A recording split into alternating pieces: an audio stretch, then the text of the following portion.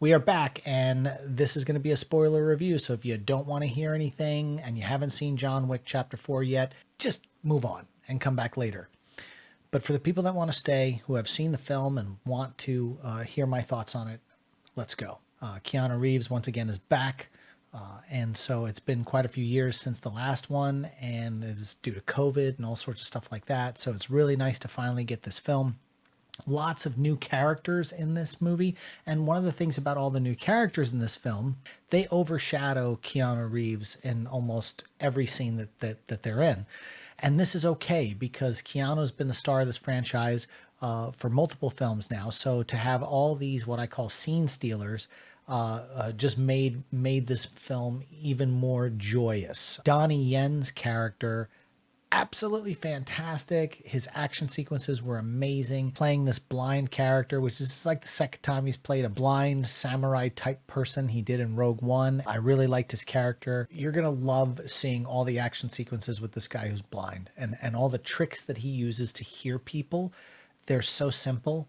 And these people walk right into his traps, and I just absolutely love it. So Donnie Yen was an amazing person to add to this film. Clancy Brown is in this movie. Once again, as soon as he comes up, he's got such a presence that he just steals every scene that he's in. Really hard when they keep bringing all these really good characters in, and they layer everything, which is really cool too. One of the things about these films is I love the hierarchy. You know, you've got all these people, the table, the this, that, the other, and he has to keep climbing the ladder in order to get redeemed. And, Keanu Reeves' character, John Wick. So absolutely loved Clancy Brown. Scott Atkins was amazing in this film. Just like Colin Farrell, with the Penguin, he was in like a fat suit with prosthetics. His character was great. The only thing I will say is once he started fighting, it was pretty obvious he was like in a fat suit because he was way too nimble and quick, and his legs were just a little skinnier than the rest of his body. So it kind of didn't work. But at the same time, you buy into it because this is the underworld that they live in. But one of my favorite characters was Scott Atkins' character. Bill Skarsgard. Oh my God. What a breath of fresh air to be injected into this franchise. His character was fantastic. And the thing is, you can't take your eyes off Bill Skarsgard when he's in a scene, and he steals everything he's in. Doesn't matter what actors in the scene. He just absolutely steals the scene. It's the little things too. It's very small twitches. It's darting of the eyes. You can see the internal wheels spinning as he's deciding what he's going to do next. And I love really, really, really, really, really good acting. Bill Skarsgård just destroyed this role. Of course, Laurence Fishburne is back as the Bowery King. Ian McShane is back as Winston. And again, the dynamic between all of these people and how they're all interlinked. And the thing that is so interesting is the respect everyone has for each other, even though they're all about to kill each other. There's just this great respect. And I really loved the tracker, who would be called Nobody. In a lot of the scenes, Shamir Anderson just killed this part. I loved every single moment that he was on screen. And one of the things that I really enjoyed is, of course, he had his dog, his attack dog. We all liked Halle Berry's two dogs in the other film.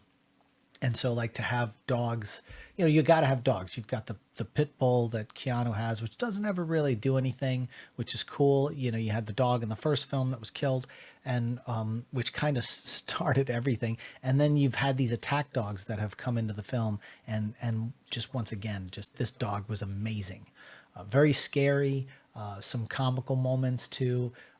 But the respect that the tracker / Nobody had, he's trying to kill John Wick to get $50 million. He keeps upping his ante throughout the whole film because he keeps getting close, and then he kind of just lets Keanu get away so that the ante goes up again. And when he finally is in a jam and his dog is about to be killed, Keanu Reeves saves the dog because you got to save the dog. And then there's this respect there that, okay, I'm not going to kill this guy because he saved my dog. And to me, that was like, what a great character arc change for him. And he was just, again, one of these people like Bill Skarsgård, like Donnie Yen. You can't take your eyes off these people when they're acting. They had the best cast in this film. Let's talk about the action sequences. Of course, you had all the great fighting stuff that you could have. I felt the runtime was a little long on this film. I would have liked to have seen it at 2 hours and 20 minutes. The action sequences, each location was great. It's the suspension of disbelief at some point. You know, there's never cops showing up when all these giant gun battles are going on, whether it be in the streets or whether it be in a nightclub. The visuals are great. The cinematography is great. When you're in a nightclub and everyone's dancing and then Keanu's having axe fights with people and shooting people in the head, and the people are still dancing. You just kind of get, okay, like nobody's really seeing this stuff until like the end after he's killed, 10 or 20 people. Then everyone's like, oh, we need to get out of here. And so it's just like, ugh. And then the one part where all the cars are driving in France in a circle. For some reason, every time a city bus hits somebody, it doesn't stop. Every time cars are hitting bad guys, they just keep driving. Like, wait a minute. It's like if you were in a real accident and a city bus driver killed someone or ran over someone, they would stop, get out. But it was like the traffic never stopped, which again, I get it. It made it dynamic to where they were fighting and jumping in between cars. But, even if one person was killed, it would just cause a big lockup in that giant intersection and like everyone would just stop.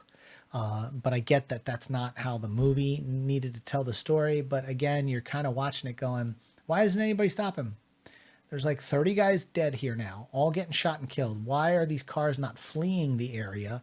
Why is traffic flowing as if it's 5 o'clock traffic and everyone's trying to get home? And they don't care if they're running over someone or someone gets shot in the head right next to them as they're driving by. Like, it was just so, there was this really great action sequence where the camera was above, they built the set to where it had no ceiling and he was going from room to room and it was all caught from above, which was really, really cool.